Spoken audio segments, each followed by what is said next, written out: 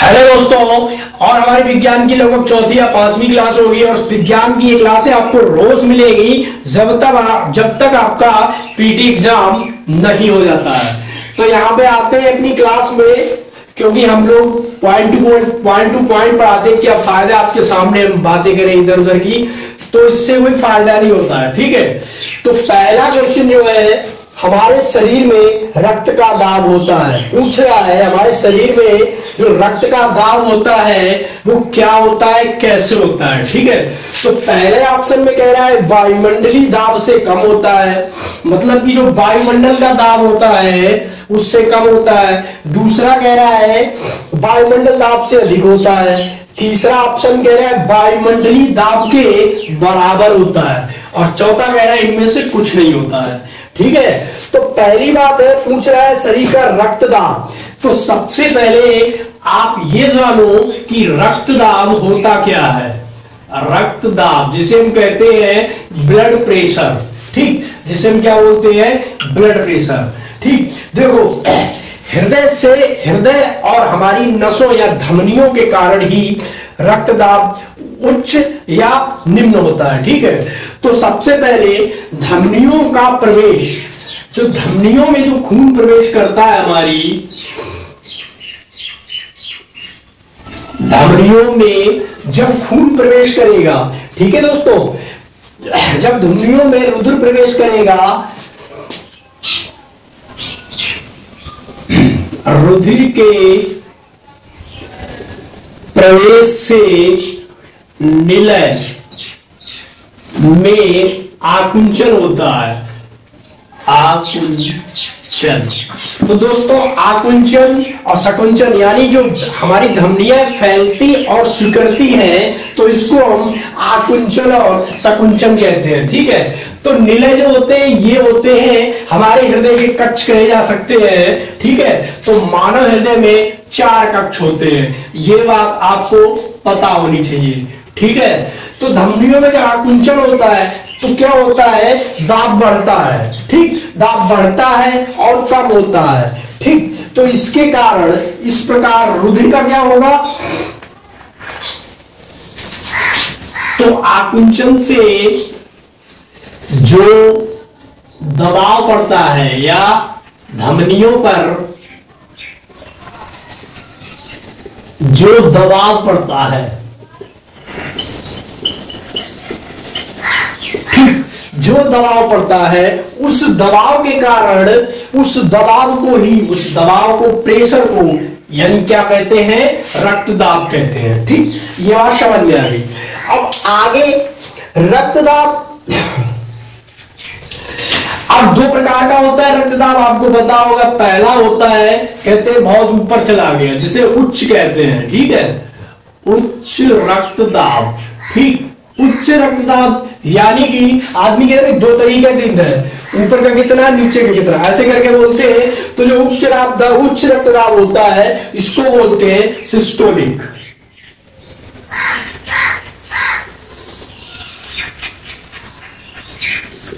ठीक है, सिस्टोलिक बोलते हैं। सिस्टोलिक में क्या होता है, धमनियों में आकुंचन के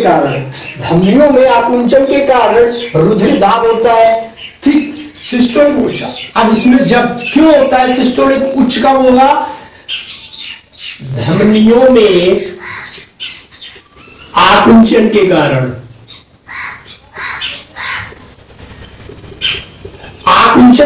जो प्रेशर पड़ता है उसे हम कहते हैं उच्च रक्तदाब। ठीक है, ये बात समझ में आ गई। तो यहीं पे एक, चलो ये हम बाद में बताएंगे कि सामान्य मनुष्य के, वैसे सामान्य मनुष्य में जो उच्च रक्तदाब होता है दोस्तों 110 से 130 mmHg के बीच होता है। ठीक है, 110 से लेकर 130 के बीच, ये एक नॉर्मल इंसान के लिए होता है, सामान्य मनुष्य के लिए। ठीक, इतना रहना जरूरी है। ठीक, उच्च रक्तदाब आपका 110 और 130 के बीच रहना जरूरी है। ठीक, अब दूसरा होता है हमारा निम्न रक्तदाब।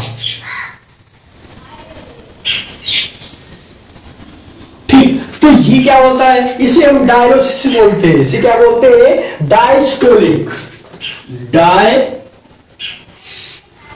स्टोलिक इसको बोलते हैं। ठीक, ये क्या होता है, देखो ये होता है आकुंचन के कारण जब उन पे प्रेशर पड़ता है। ठीक, और जब डायनोलिस्टिक कब होता है, डायनोलिस्टिक क्या होता है, जब धमनियों का विस्तार यानी विस्तारण के लिए जब धमनियां वहां से खून पास कर गया, उसके बाद क्या धमनी थोड़ा आराम मिला। ठीक, तो नीचे का जब वो आराम करती है तब उनके अंदर क्या, हाँ, और सामान्य मनुष्य के लिए कितना रहना चाहिए दोस्तों, नीचे का भी, तो सामान्य मनुष्य के लिए 70 से 80 mmHg रहना चाहिए। ठीक, HG ये पारे से मापा जाता है। पहले क्या होता था, अब तो इलेक्ट्रॉनिक तरीके के आ गए जिसे आप बांधोगे, ठीक है, आपकी बाह में भुजा में बांधते खड़ खड़ खड़ नंबर आते हैं। ठीक, इससे मेरे हिसाब से सही रक्तदाब नहीं नाप पाते। जो आपने देखा होगा इस तरह से दबाते हैं उससे, क्योंकि नीचे उसमें पारा होता है। ठीक, तो पारा है, जब प्रेशर बढ़ाते हैं हम, ठीक, तो क्या होता है, इसमें दबाव पड़ता है तो पारा ऊपर की तरफ बढ़ता है। तब मान लीजिए हमारा 130 या किसी का 140 चला गया, तो डॉक्टर कहता है आपको इस समय ब्लड प्रेशर आपका हाई हो गया है। ब्लड प्रेशर हाई में आदमी क्या करता है, उसे पसीना आता है बहुत सारा, क्योंकि शरीर के अंदर से दबाव पड़ता है, पसीना आता है, घबराहट होती है और उसका हृदय तेज तेज कंपन करने लगता है। ठीक, इस तरह से। और निम्न रक्तदाब में दोस्तों उसे अधिकतर नींद आएगी, हाथ पैर झंडाते रहेंगे, पैरों में क्या, हाथों में, उसे पैरों में नीचे दर्द होगा, यहां तक कि ये समझिए वहां पे खून की आपको कमी हो रही है। तो निम्न रक्तदाब अगर आपका 70 से 80, किसी का 60 आ रहा है या 50 आ रहा है तो बहुत डेंजरस हो जाता है। ठीक है, एक बार ये आप अगर 1 से 40 लोगों का 180 तक पहुंच जाता है, लेकिन दोस्तों ये अगर एकदम कम हो गया तो आदमी की मृत्यु हो सकती है, क्योंकि निम्न रक्तदाब सबसे ज्यादा खतरनाक होता है।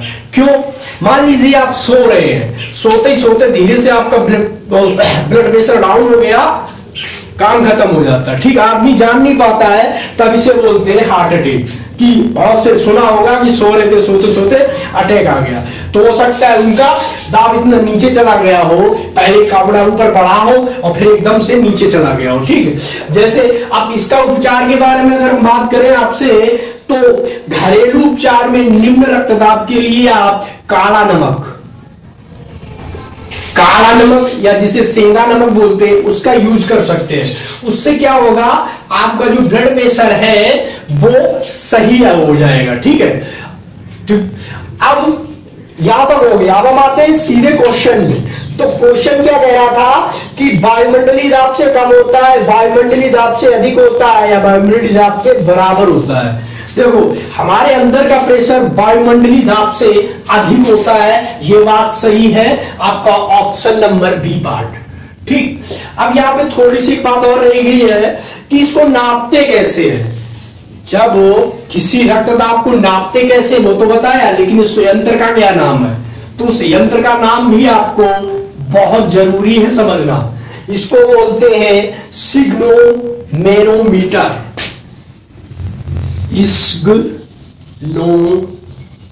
मैनोमीटर, इस यंत्र से इसको नापा जाता है और लगभग आप सभी लोगों ने इस यंत्र को देखा होगा। ठीक है, तो हम सॉरी ये थोड़ा गलत, इस फा और है इसके बाद इस स्फेग्नोमेरोमीटर।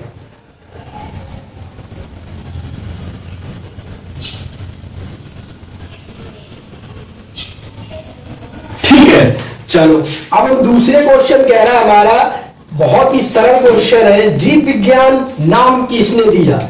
जीव विज्ञान का नाम मतलब जीव विज्ञान नाम किसने दिया। आपके सामने ऑप्शन है, अरस्तू है, ठीक है,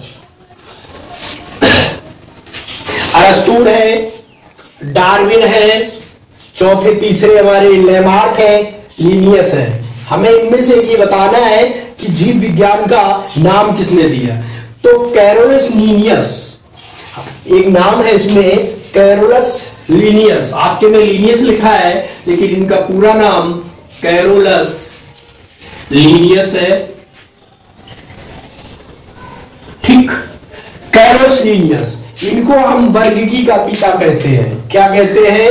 ये द्विनाम पद्धति जो अपनाई, द्विनाम पद्धति, द्विनाम पद्धति का इन्होंने क्या किया था दोस्तों? प्रतिपादन किया था।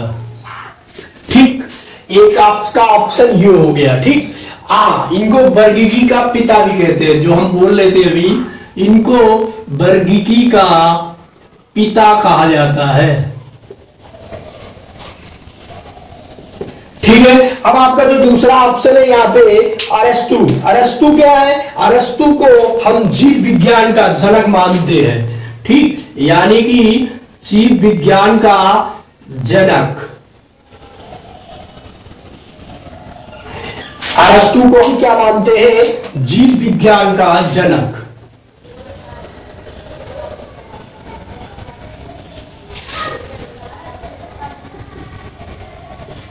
अब आपका तीसरा ऑप्शन है, ये ऑप्शन है आपका डार्विन। तो डार्विन को पता ही होगा, इनको हम, उन्होंने क्या किया था? डार्विन ने उत्तरजीविता का सिद्धांत दिया था। डार्विन ने उत्तरजीविता का सिद्धांत दिया था दोस्तों। ठीक, ये आपको याद रखने वाली है। और हमारे एक लास्ट ऑप्शन बचा है लैमार्क, और लैमार्क बचा है, यही लैमार्क हमारा आंसर है। इनको उन्होंने क्या किया था? जीव विज्ञान शब्द बोला था। जीव विज्ञान को क्या कहा था? सर्वप्रथम उन्होंने जीव विज्ञान शब्द बोला था। ठीक, या जीव विज्ञान नाम दिया था। तो हमारा आंसर कौन सा हो गया दोस्तों? ये लैमार्क डी पार्ट में है, डी ऑप्शन हो गया। अब अगला क्वेश्चन है, अगला क्वेश्चन कह रहा है प्रकृति में सर्वाधिक प्रचुर मात्रा में कौन सी चीज पाई जाती है? तो उनके नाम है आपके सामने, या पायल जो कार्बनिक यौगिक पूछा है, ग्लूकोज, फ्रक्टोज, सुक्रोज या सेल्यूलोज। तो दोस्तों हम सबसे पहले यहां पे बात कर रहे हैं प्रकृति में प्रचुरता में कार्बनिक यौगिक। सुक्रोज को पहले समझे, सुक्रोज क्या है, कहां से आता है। दोस्तों आप टेंशन ना लो, हम 5 क्वेश्चन जरूर बताते हैं, लेकिन ये 5 क्वेश्चन हम पूरा ऑपरेशन करके बताते हैं। ठीक है, सुक्रोज के बारे में अगर आसान शब्दों में कहा जाए सुक्रोज क्या है, तो गन्ने से बनने वाली चीनी है। गन्ने से बनने वाली चीनी है जो सभी के घरों में रहती है। चीनी है जो सभी के घरों में रहती है, ये चीज सुक्रोज में होती है। दूसरी बात, ये सुक्रोज कहां पाया जाता है? ये केला में होता है। आपके केला में सुक्रोज, मीठे मटर में, मीठे मटर और आड़ू की सब्जी फल है, इनमें हमारा सुक्रोज पाया जाता है। दोस्तों दूसरी बात करें हम फ्रक्टोज की, फ्रक्टोज, तो फ्रक्टोज जो है हमारा, ये कहां पाया जाता है? ये फ्रक्टोज, ये ग्लूकोज के साथ, ग्लूकोज के साथ फलों में, ग्लूकोज के साथ मीठे फलों में, ठीक है, ग्लूकोज के साथ मीठे फलों में तथा शहद में पाया जाता है। किसमें? शहद में। अब दोस्तों यहां पे हमने आपको सुक्रोज, फ्रक्टोज बताया। अगला है हमारा ग्लूकोज। अगला क्या है? ग्लूकोज। ग्लूकोज कहां प्राकृतिक रूप में पाया जाता है? तो ग्लूकोज तो सामान्यतः, ग्लूकोज की बात करें तो ये कार्बोहाइड्रेट परिवार का है। कहां का है? कार्बोहाइड्रेट परिवार से है। ठीक है दोस्तों, और ये मोनोसेक्राइड, सॉरी मोनोसेक्राइड है। क्या है? मोनोसेक्राइड है। ठीक है, ये हो गया हमारा ग्लूकोज के बारे में। और अगर ग्लूकोज के बारे में बात करें तो ये मोनोसेक्राइड जो होती है सरल चीनी बोलते हैं, जिसे सरल चीनी बोलते हैं। ठीक है, देखो ग्लूकोज तो सबने देखा होगा, फार्मूला भी लोग सबको पता है। ठीक है, तो यह कहां पाया जाता है? फलों में, फलों में, जामुन में, जो फलों में जामुन है, ठीक है, और आपके शहद में और आपकी सब्जियों में। तो दोस्तों यहां पे ये चीजें हो गई। अब बचा है हमारा लास्ट का पैटर्न, आपको समझ में आ होगा, मैं इसको रफ करने वाला हूं, तो स्क्रीनशॉट लेना ले लीजिए। अब हम आपको बता रहे हैं सेलुलोज के बारे में। यहां तक हो गया। अब हमारा जो सेलुलोज है उसके बारे में बात करें हम, तो सेलुलोज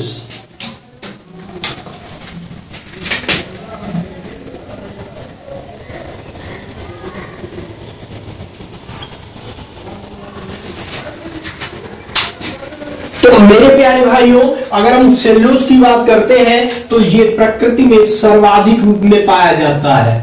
प्रकृति में सर्वाधिक रूप में पाया जाता है।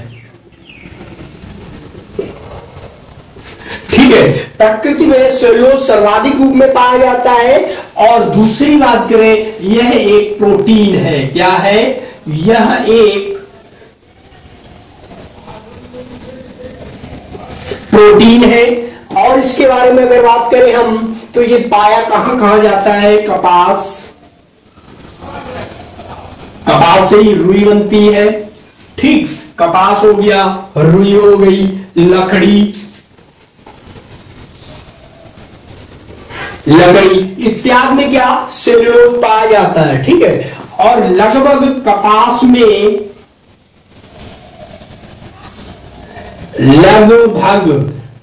लगभग मतलब मेरे कहने का मतलब ये है यहां पे कि कपास में लगभग शुद्ध, यानी कि हम बात कर रहे हैं लगभग शुद्ध सेलुलोज पाया जाता है।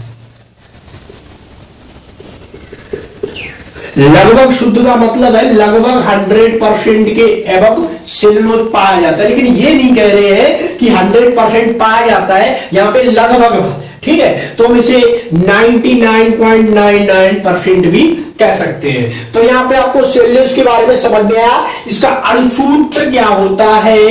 इसका अणुसूत्र क्या होता है? C6H10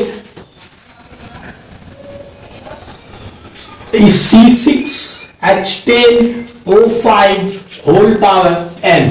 ये दोस्तों इसका होता है अणुसूत्र। ये सही से देखो यहाँ पे 10 C6H10O5 होल पावर n इसका सूत्र होता है। और हमारे क्वेश्चन का आंसर भी सेलुलोज है, डी पार्ट सेलुलोज। ठीक, नेक्स्ट क्वेश्चन है हमारा फोटोवोल्टिक सेल से संबंधित है। फोटोवोल्टिक सेल से संबंधित है, पूछ रहा है सौर ऊर्जा है, दूसरा पूछ रहा है आपसे नाभिकीय ऊर्जा में, पवन ऊर्जा में या भूतापीय ऊर्जा में। तो बात कर रहे हैं सर्वप्रथम सौर सेल। सौर सेल बात करें, सौर सेल क्या होता है दोस्तों? तो सौर सेल की बात करने से इसका निर्माण सर्वप्रथम इसका निर्माण हुआ था दोस्तों 1954 में। सौर सेल का निर्माण प्रारंभ हुआ था 1954 में। और बात करें वोल्टी सेल अर्थात सौर सेल, दूसरा बात करें वोल्टी सेल अर्थात सौर सेल क्या करती है? सौर सेल सौर ऊर्जा जो हमें सूर्य से प्राप्त होती है, सौर ऊर्जा को विद्युत ऊर्जा में बदल देता है। किसमें बदल देता है? विद्युत ऊर्जा में बदलता है। ये तो हो गई सौर सेल की डिफिनीशन और उसके बारे में जानकारी। जो वोल्टी सेल हम लगाते हैं वो क्या करते हैं? सौर सेल को सौर विद्युत ऊर्जा में बदल देता है। फोटोवोल्टिक सेल की बात कर रहा था, सॉरी फोटोवोल्टिक सेल होती है, हाँ। तो अब हमारा ऑप्शन है इसमें दोस्त फोटोवोल्टिक सेल।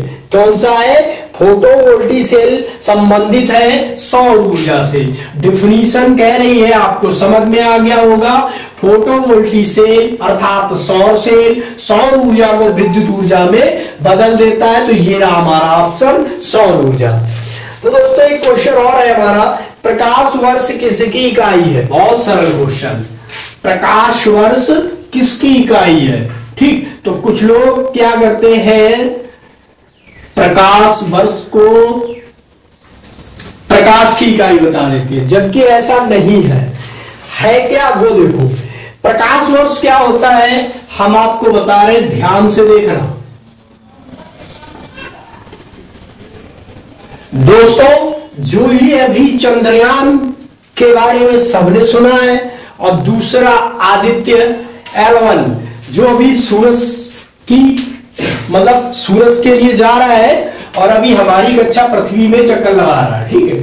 वो क्या जाएगा, यहां से पृथ्वी से भेजा जाएगा और सूर्य पे वो जाएगा, सूर्य से कुछ पीछे, और उसकी चक्कर लगाएगा उसकी कक्षा में और बताएगा L1 कि सूर्य पे ऊर्जा का स्रोत क्या है, वहां पे कैसे होता है, ये चीजें सूर्य के बारे में पता चलेगी, ठीक है।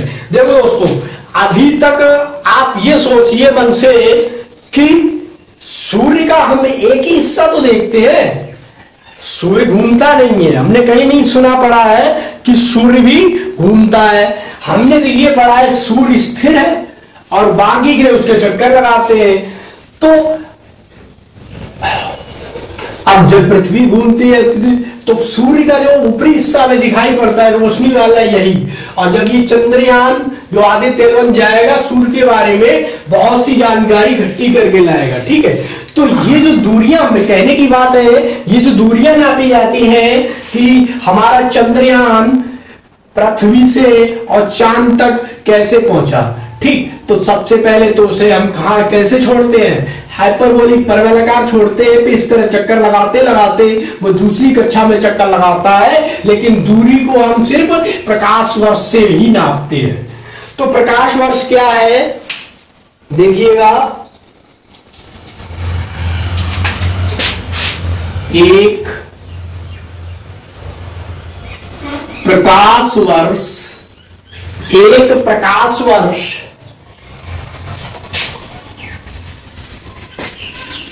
निर्वात में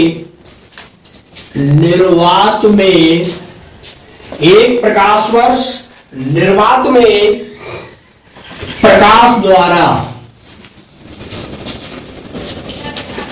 प्रकाश द्वारा एक वर्ष में तय की गई दूरी है, ठीक। एक प्रकाश वर्ष निर्वात में एक प्रकाश द्वारा एक वर्ष में तय की गई दूरी है। यानी कि एक वर्ष में जितना प्रकाश जितनी दूर चला जाएगा वही हम प्रकाश वर्ष की दूरी नापते हैं। जैसे प्रकाश वर्ष, जैसे पृथ्वी पर सूर्य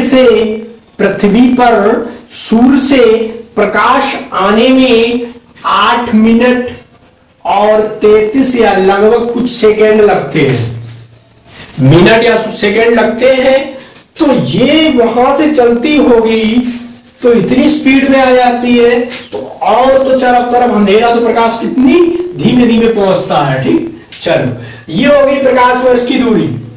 अब एक प्रकाश वर्ष बराबर होता है दोस्तों, एक प्रकाश वर्ष बराबर होता है 9.10 की घात 15 मीटर, 9.46 गुणे 10 की घात 15 मीटर, ठीक। अब प्रकाश से भी बड़ी दूरी नापने की सबसे बड़ी इकाई, यहां पे देखो, दूरी मापने की सबसे बड़ी इकाई मेरे भाई बात करें तो हम इसको बोलते हैं पारसेक। पारसेक जो है प्रकाश वर्ष से भी बड़ी है, और जो प्रकाश वर्ष नापा जाता है वो जितनी दूरी प्रकाश में चलती है एक साल में उतना नापा जाता है। ठीक है, तो अब हमारा क्वेश्चन था प्रकाश वर्ष किसकी इकाई है? खगोलीय दूरियां की। किसकी है? खगोलीय दूरी नापने की। ऑप्शन नंबर डी हमारा सही है कि खगोलीय दूरी प्रकाश वर्ष से नाप सकते हैं। ठीक है, क्योंकि खगोलीय यानी अंतरिक्ष की दूरियां हम प्रकाश वर्ष से माप सकते हैं। ठीक है, तो दोस्तों यहाँ पे क्लास कैसी लगी हमें जरूर बताइएगा। ठीक है, अब आगे हम आपकी क्लास शुरू करेंगे चैप्टर वाइज भी। विज्ञान गए के दो चैप्टर हम आपको रोज बताएंगे और ये क्लास भी आपकी चलती रहेगी। तो धन्यवाद।